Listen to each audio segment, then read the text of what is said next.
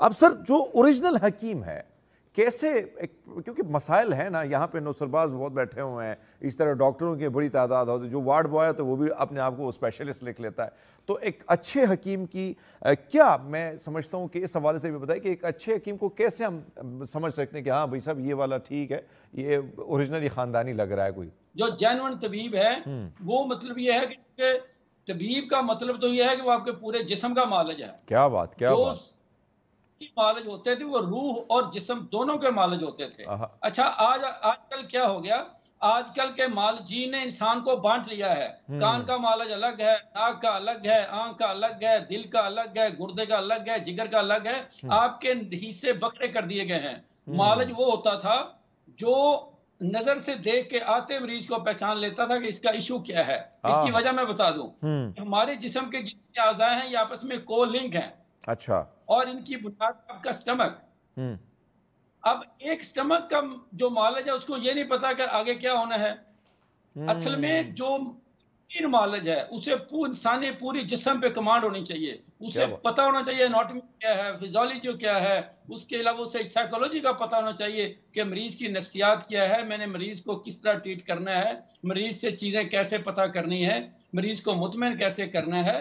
اور سب سے بڑا جو ہمارے ہاں اس وقت چورن بک رہا ہے وہ خوف ہے.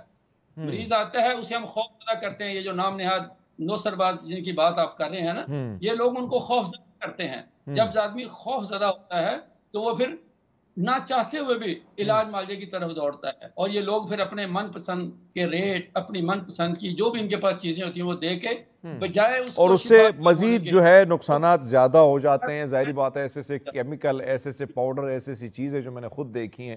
کیونکہ ظاہری بات ہے ایز اے صحافی، as a journalist, as a reporter ہمارا کام ہوتا ہے نوسربازوں کو سامنے لانا. لیکن سر آپ سے جاننا چاہیں گے، جو آپ نے اس میں ایک پوائنٹ جس پر آپ نے ذکر کیا کہ ایک اچھا حکیم جو ہے اس کے لیے کتنا ضروری ہے کہ جو مریض ہے اس کے جو مزاج شناسی ہے اس کو وہ کیسے بھانپ لیتا ہے، کیسے وہ سمجھ لیتا ہے کہ بھائی صاحب جو ہیں وہ بیگم کے ستائے ہوئے ہیں، یعنی کچھ نہ کچھ پرابلم ہے. دیکھیں جی، بات یہ ہے ہمارا جو سب سے بڑا ٹول ہے وہ نبض شناسی ہے. اور نبض شناسی کے ساتھ انسان جب تجربے میں آتا ہے، آپ کو پتہ ہے کہ تجربہ سب سے بڑی وہ چیز ہے جو انسان کو مختلف چیزوں سے، پہلوؤں سے روشناس کراتی ہے. ٹھیک ہے. تو جو ایک تجربہ کار معالج ہوتا ہے، ہم نے تو یہاں تک یہ تحقیق کی ہے کہ انسان کے چہرے پہ لکھا ہوتا ہے کہ اس کا مزاج صفراوی ہے، وہ سوداوی مزاج کا حامل ہے، وہ بلغمی مزاج کا حامل ہے. یہ انسان کے چہرے پہ، اس کی عادات پہ اور اس کی جو باڈی سٹرکچر ہوتا ہے اس میں لکھا ہوتا ہے. بس یہ پڑھنے والی آنکھ چاہیے. کیا بات ہے، کیا بات ہے، پڑھنے والی آنکھ چاہیے، اور وہ آنکھ ہی خاص ہے جو ملتی نہیں ہے. بہرحال صاحب ایک اور چیز جو ہم دیکھیں، جو طب، یعنی ہم میڈیسن کی بات کرتے ہیں کہ بھئی صاحب اس کے سائیڈ ایفیکٹ ہیں، یہ ہے وہ ہے، لیکن جو یونانی ادویات ہوتی ہیں، اب آپ نے دیکھا ہوگا مجھے یاد ہے کہ ہمارے میڈیکل سٹور میں کچھ یونانی طب، کچھ ایسی ادویات تھیں جو ساری ٹونک تھی، کستوری ٹونک، پتہ نہیں کیا کیا ٹونک، مجھے آج بھی یاد ہے. تو وہ ایک شخص ہے، اس نے کہا یار آپ لوگوں نے اتنی ٹونک کے اوپر اس پہ رکھی ہے، کیونکہ ہمارے جو میڈیکل سٹور تھا وہ والد صاحب جو تھے میڈیکل فیلڈ سے تھے، تو وہ اس بندے نے کہا ایسا نا کہ پورا کا پورا جو یہ نا الماری یہ پھٹ جائے. تو اس قسم کے ٹونکس بھی آتے ہیں مارکیٹ میں. لیکن آپ سے جاننا چاہوں گا سر، یہ ادویات جو ہیں اس کے کیا مضر اثرات بھی ہوتے ہیں، کچھ سائیڈ ایفیکٹ بھی ہوتے ہیں، یا یہ سائیڈ ایفیکٹ سے پاک ہوتے ہیں سر؟ بہت اعلیٰ. ہمارے ہاں ایک پروپیگنڈا کیا جاتا ہے کہ دیسی ادویات کے سائیڈ ایفیکٹ نہیں ہوتے، لیکن طبیب، میں نے پچھلے 25-30 سالوں میں جو دیکھا کہ جو جس چیز کا ایفیکٹ ہوتا ہے اسی چیز کا سائیڈ ایفیکٹ بھی ہوتا ہے. جس طرح ہر عمل کا رد عمل ہوتا ہے، اسی طرح جو چیز ایفیکٹ رکھتی ہے اس کا سائیڈ ایفیکٹ بھی ہوتا ہے. اور یہ بڑی کم فہمی کی بات ہے کوئی بندہ کہے کہ کسی دوا کا سائیڈ ایفیکٹ نہیں ہوتا.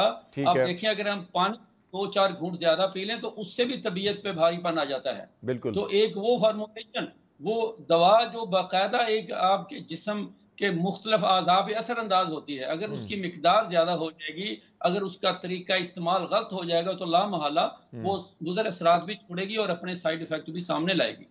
ٹھیک ہے سر، یہ بات بھی آپ کی درست ہے کہ اس کے سائیڈ ایفیکٹ اور اچھے اثرات اور برے اثرات ہر چیز کے ہوتے ہیں. میں چاہتا ہوں کہ جاتے جاتے سر حکمت کے حوالے سے، اور جو دیکھنے والے آپ کو اس وقت ہیں ان کو بھی خاص کر ادویات کے حوالے سے اور حکیموں کے حوالے سے وہ اچھا سا پیغام اگر آپ دے کے جائیں تو بہت اچھا ہوگا؟ پیغام یہی ہے حمید بھائی کہ جس طرح ہم کپڑا، جوتے، دوسرے جو لوازمات زندگی کے ہیں ان کو بہتر سے بہتر طریقے پہ سرچ کرتے ہیں، ڈھونڈتے ہیں، معیاری چیزیں ڈھونڈتے ہیں، تو اپنی صحت کے لیے بھی کوالیفائڈ، پڑھے لکھے اور سمجھدار معالجین کا انتخاب کرنا، انہیں تلاش کرنا، انہیں ڈھونڈنا ہمارا فرض ہے، کیونکہ صحت ہے تو ہے۔